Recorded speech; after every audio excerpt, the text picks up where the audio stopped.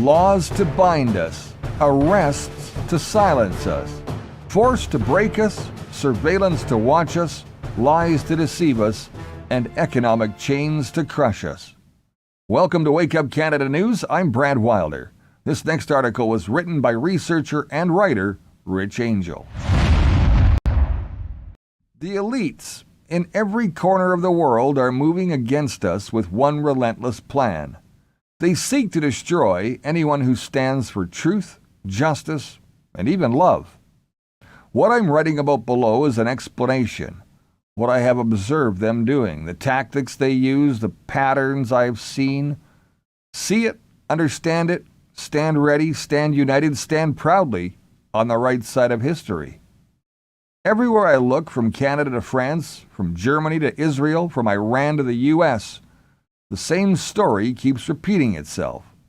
People rise up because they, can't take it anymore. The corruption, the high prices, the lies, the loss of rights.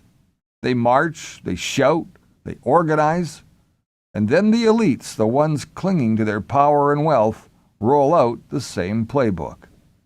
I want you to understand this playbook because it's not random, it's not new, and it's not going away.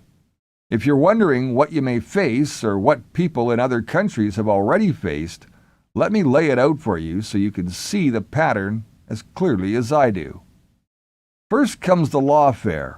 They pass vague new laws overnight, public order acts, emergency measures, anti-terrorism expansions. In Britain, protesters were arrested for carrying signs the government decided were offensive.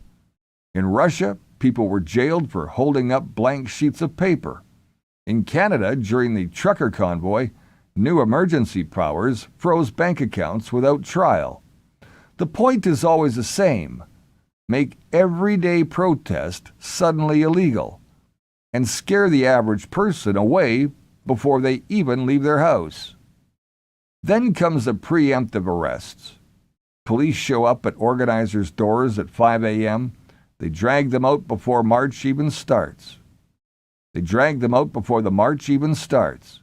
It's happened in France. It's happening in Hong Kong. It's happened in Belarus.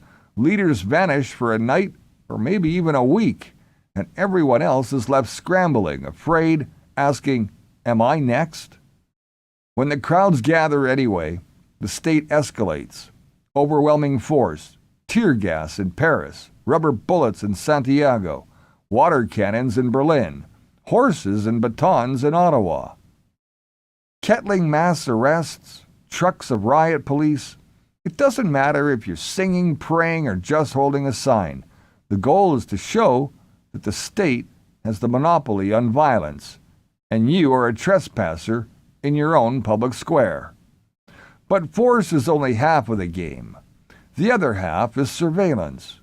Every phone, every camera, every post is monitored. In China and Iran, facial recognition hunts down protesters weeks later.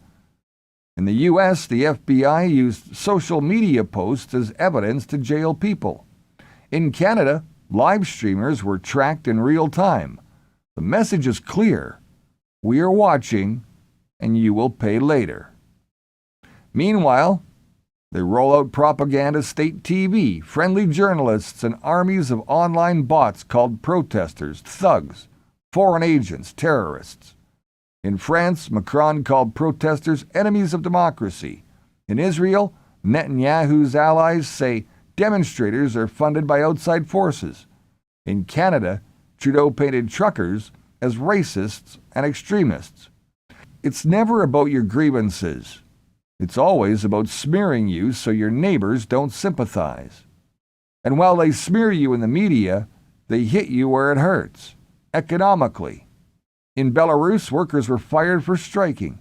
In Canada, truckers had insurance canceled and accounts frozen.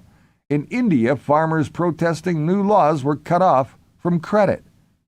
Suddenly your job, your house, your family's survival is on the line just because you spoke up. If that doesn't work, they try divide and rule. They give small concessions to one group to break solidarity, then offer meetings, promises, and token reforms to leaders willing to play along. Suddenly, part of the movement peels away, thinking they've won, while the rest are left stranded.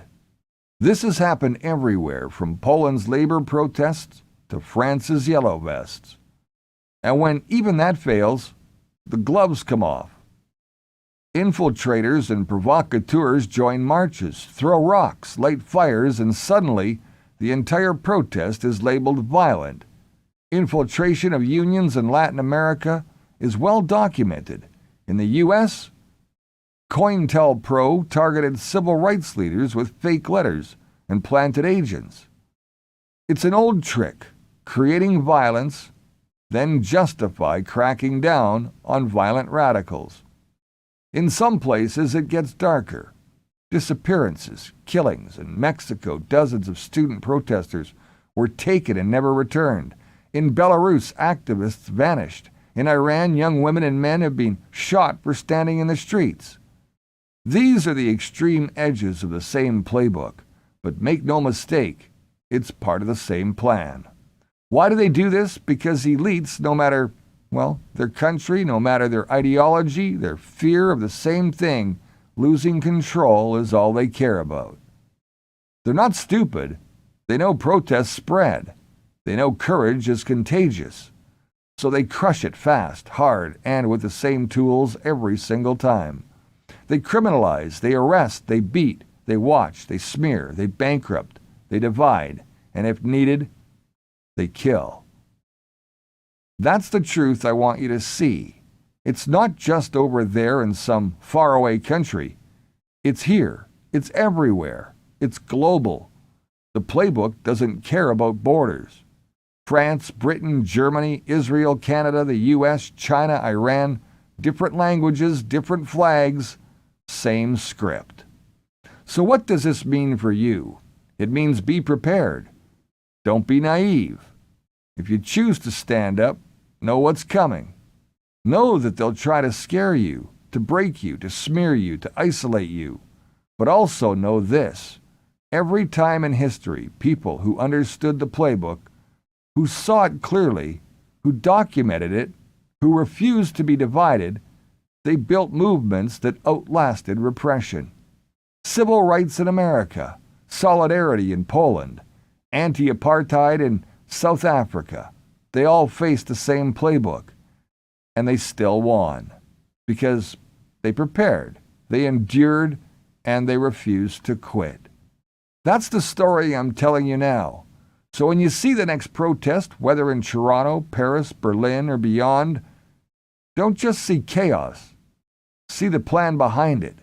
See the courage of ordinary people, and understand the elites may have their playbook, but so do we. Thanks for watching Wake Up Canada News. Please like, share, and follow us on any of your favorite socials, including Facebook, YouTube, Rumble, X, BitChute, and our website at wakeupcanadanews.com. Till next time, remember you're the voice, and this week it really is time to make it count. I'm Brad Wilder, and I'll see you soon.